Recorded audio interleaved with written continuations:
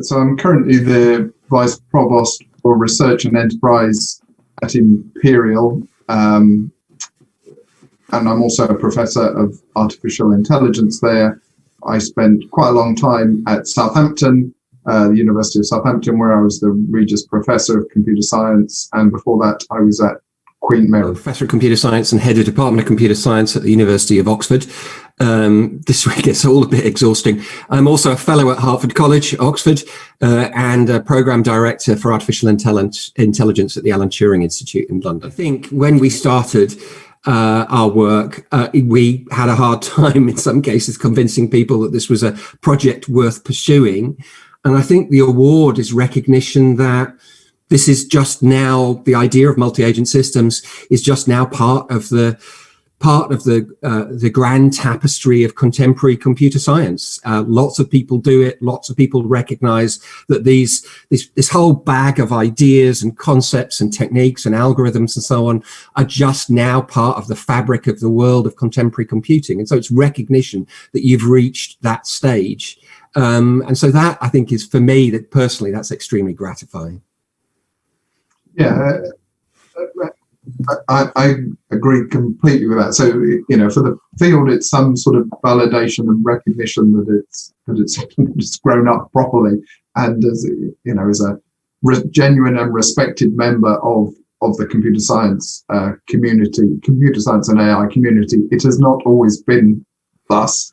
So that's great. And for me, as I said, it's great that I've won it with Mike. I'm delighted with that, and also sort of for the teams of researchers. So I've had over 100 PhD students and postdocs who've worked with me over the years, and it's great recognition for all the help and ideas that they've had that have sort of crystallized and let us do sort of long-term and impactful research. So it's also good for me at that level. So, well, it took a while for this vision that we had to be realized. And there was a point about sort of around about 2000 where I was beginning to wonder whether we were sort of barking up the wrong tree. But it did become realized, and actually a manifestation of that dream that we were having at the end of the 80s, beginning of the early 90s, we now all carry around with us. And the manifestation of the dream is Siri and Cortana and Alexa. These are agents. They're exactly what we were talking about. And the idea of Siri is that it's not just a dumb piece of software that you tell exactly what to do. It's an assistant. It's a personal digital assistant, to use the phrase that was sort of that was used in the early 90s. And it's supposed to be able to cooperate and work with you. And the reason it took so long for that dream to get realized was we didn't used to have the computing power in our pockets that we have now, but we've now got supercomputers in our pockets, and that makes that dream possible. But the bit of the picture which we're just coming into is the idea that my Siri talks to your Siri. That part of the vision, which was always central to what we thought was going to be the future, we haven't quite seen that pan out. But I'm still confident that that will be the future of AI. And so that's how the person on the street will interact with these ideas that we've been dreaming up over the last 3 decades. Yeah, sort of building on that, sort of the comms infrastructure and the ability to connect is now so much better. When I started, I started in a European Union funded project, and actually, some of that project was actually about how you could send messages from one computer to another. It wasn't the bit that we were involved with, but kind of that was the basis for it. And that sort of infrastructure we now just take as granted, right? We all have connectivity much of the time, and sort of that then provides the way for these things to work together. And as Mike said, sort of a lot of current interest in AI is about single agents. It's about machines that do particular tasks, and that's great. It's good that those are getting more competent. But as soon as you can start sort of building competent agents that can do one thing, the inevitable thing to do is why would you only want one? The world is not composed of individual actors that just act in silos. They interact, and that's where a lot of the power comes from. So sort of, I think the next big wave of of AI that will become fashionable is that people will want to connect them together, and they will want these things to cooperate with one another, to coordinate with one another, and to negotiate. And that is multi-agent systems.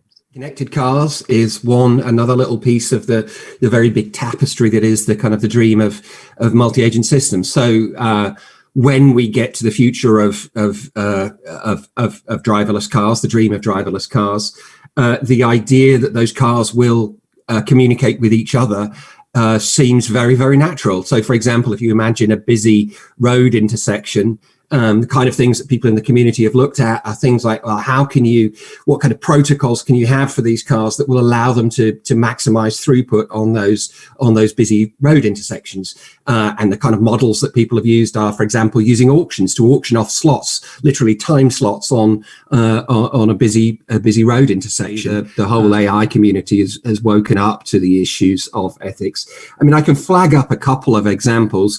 So there was an example demonstrated about 18 months ago, and it was one of the large tech companies, I don't remember which one, but they demonstrated an agent-based app that could phone up and speak in a human voice, in a natural language, to book you, for example, a table at a restaurant, and by conversing with somebody, a human being on the other end there. The person at the other end was not aware that they were talking to a piece of software. They were under the impression that they were talking to a human being. And so one of the sort of golden ethical rules is transparency about, what you are dealing with, whether you are dealing with a human being or a piece of software. And that scenario brought that into very sharp focus. There's a general view in the community, not universally held, but quite widely held, that issues of, for example, accountability lie with people. You can't delegate your responsibilities, your legal obligations and so on to a piece of software. You can't say, it's not my fault the software did it if it was your software. It's humans that have to be accountable. So, I mean, I guess my view is that, yeah, we shouldn't think about trying to abdicate our ethical responsibilities. The ethics are with us. It's us that should be ethical. We should be thinking about how not just our agent-based software, but AI software is used, and to take responsibility for it.